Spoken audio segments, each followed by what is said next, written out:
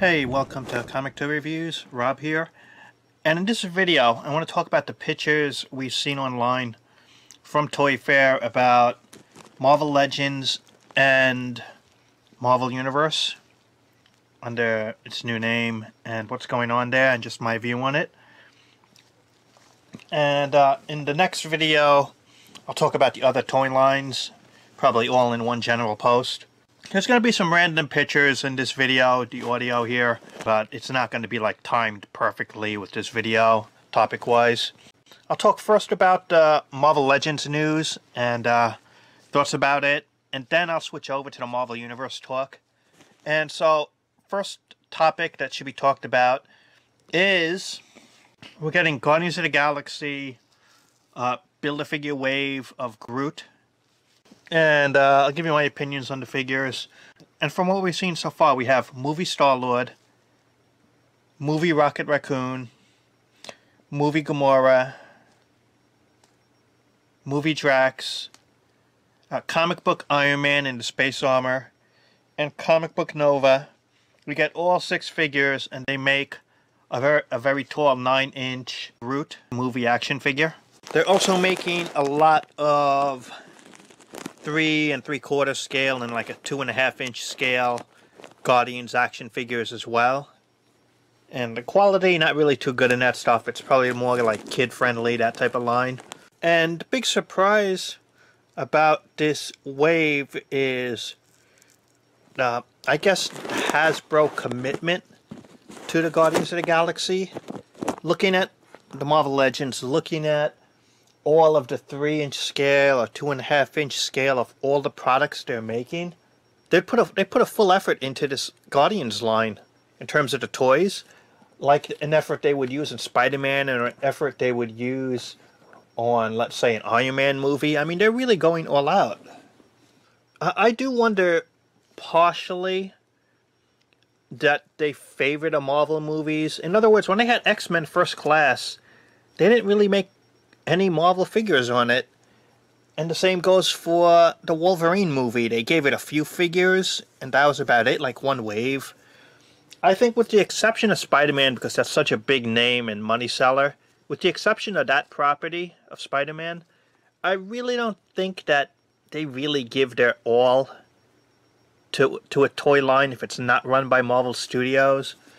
I'm not sure why that is. Maybe something with contracts or whatever is going on, but it seems like the main effort is on the Marvel films, and if it's not the Marvel Studios films, then the toys are not going to be as much.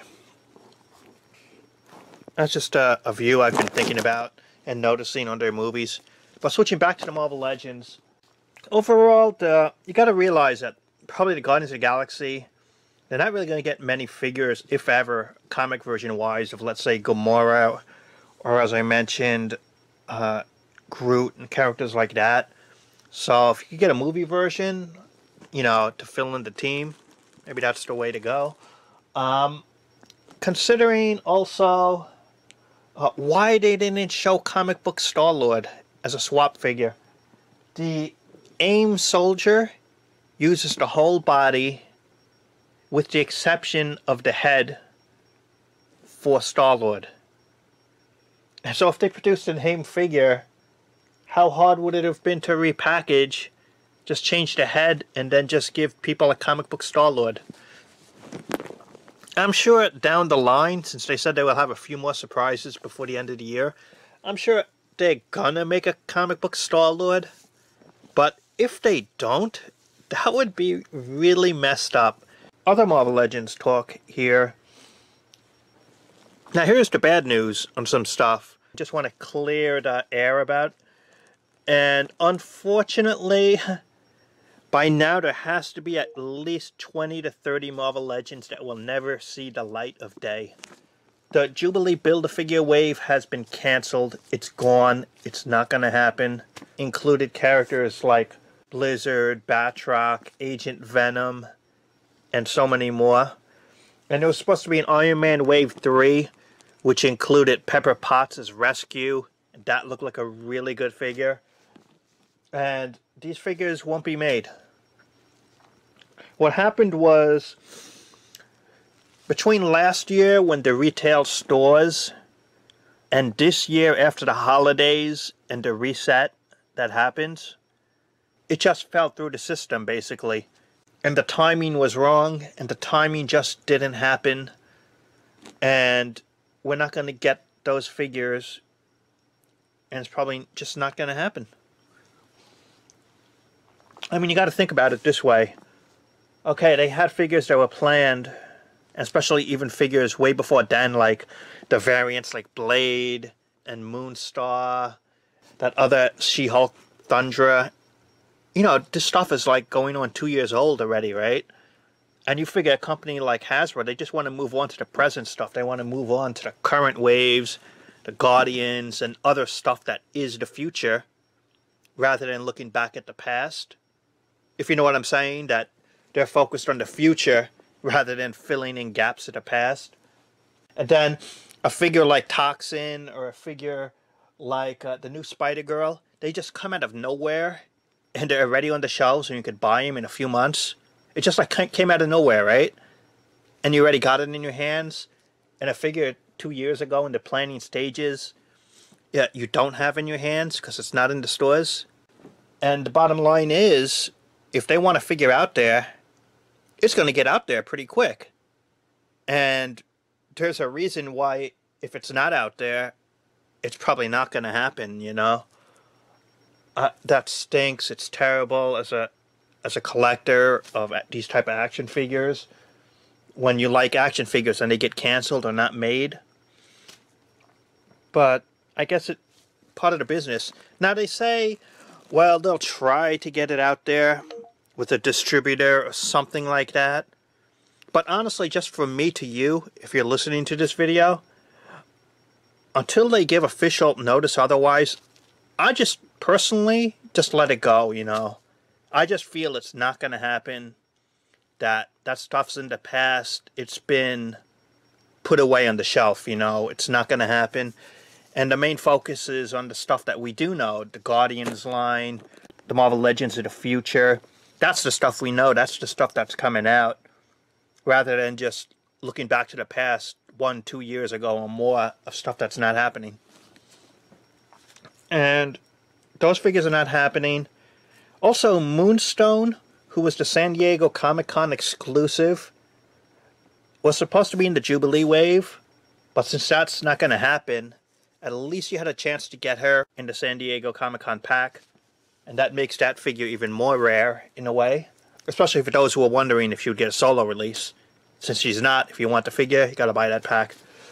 In other Marvel Legends news, my suspicions were confirmed in that it seems the new future of the Marvel Legends figures are that they will have one wave of figures, some in the movie, some in the comic, with swap figures for one series, and there's no round 2, there's no series 2.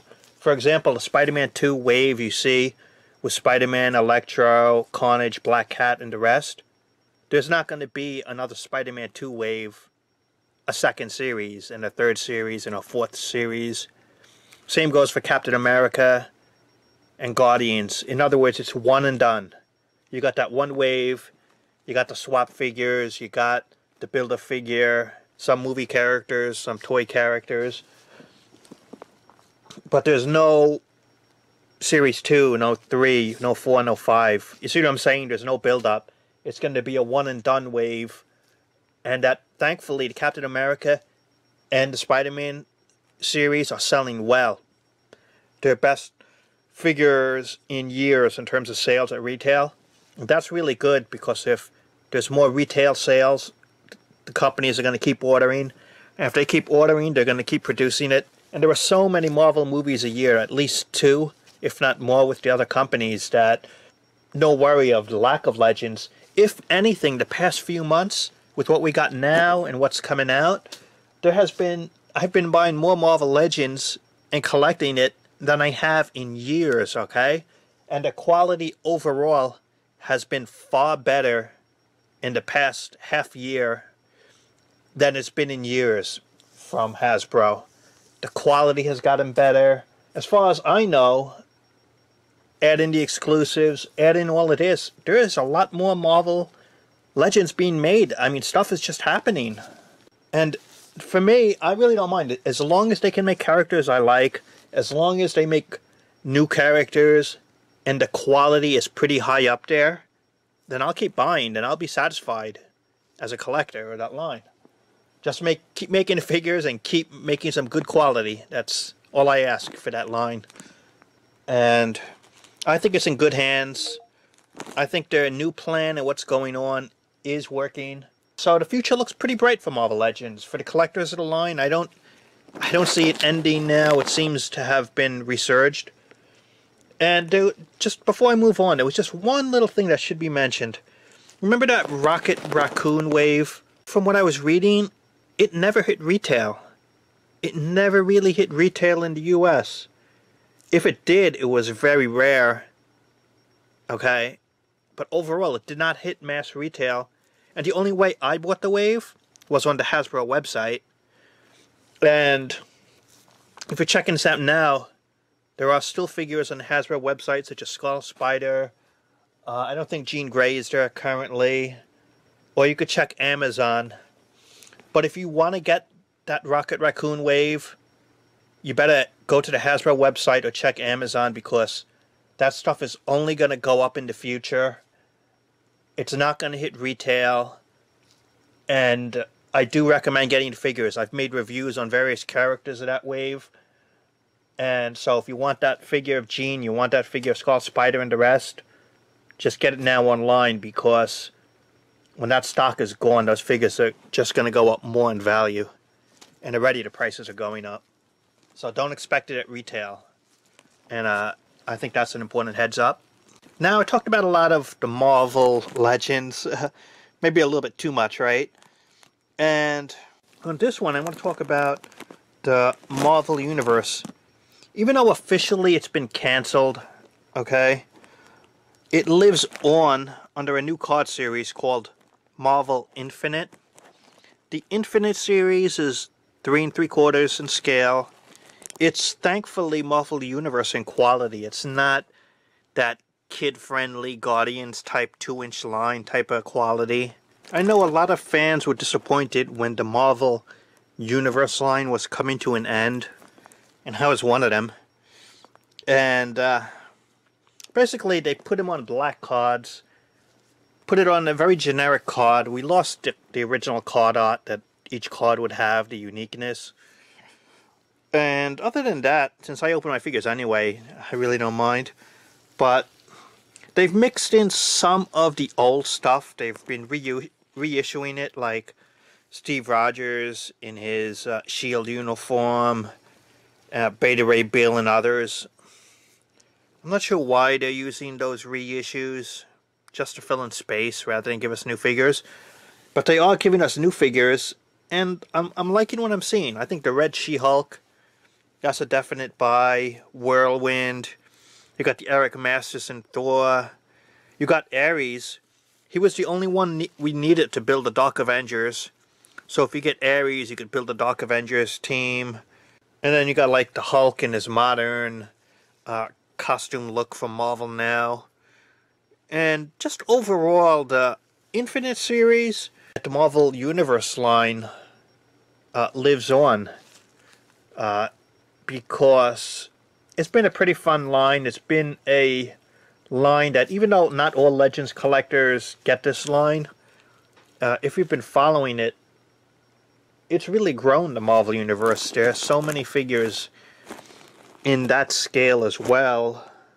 I don't know how many by now, probably close to the 200 range or something, if you got all the compatible 3 3/4 scales from the different lines. And I'm not sure when Series 1 hits the stores. I've not seen it yet or heard about it hitting stores yet, but that's going to be really cool. I think overall the Marvel stuff is really going to be a productive year coming up. I'm liking what I'm seeing. Hopefully it came through in this video. And I'll talk about the other toy lines in the next video. And comment, subscribe.